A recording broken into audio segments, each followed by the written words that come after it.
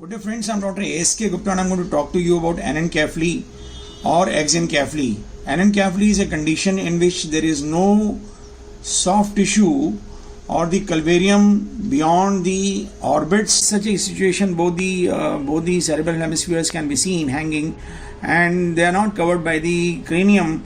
This condition is called as the exencephaly, and this brain tissue is going to degenerate in due course of time and it is going to fall and it is just going to lead to the pure anencephaly.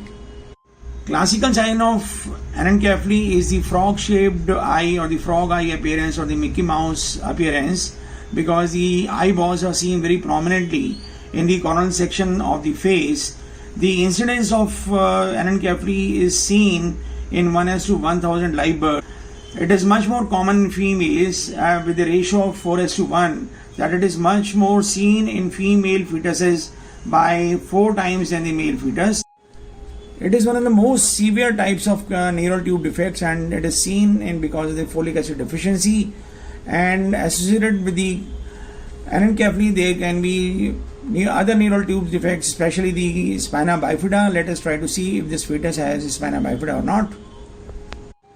You can see that the upper part of the cervical region there is a neural tube defect, and this is the extension of the anencephaly, and this part of the cervical spine seems to be associated with the anencephaly. There can be omphaloceles, open spine defect, and the other anomalies like club foot. But here in this case, no such anomalies were found, and the fetus was having all other parts as normal. Let us try to see if the fetus is having movement of the feet and the limbs, and you can see the active movement of the feet, and all 4 limbs are seen. This is the normal 3 vessel cord, and there is no evidence of omphalocele.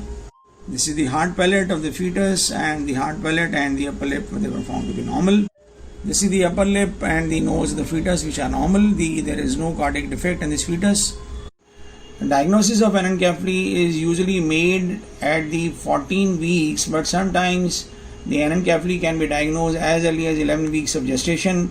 But in second trimester of pregnancy, the anencephaly diagnosis should be made nearly 100%, and it is a very important non-invasive method to diagnose the anencephaly. And in such cases, the incidence of alpha-fetoproteins is also very highly raised. I hope we have been able to describe a good case of anencephaly. In case you like our videos, please do not forget to press the like button. Share the video among large number of friends so that maximum number of people can be benefited. Thank you very much.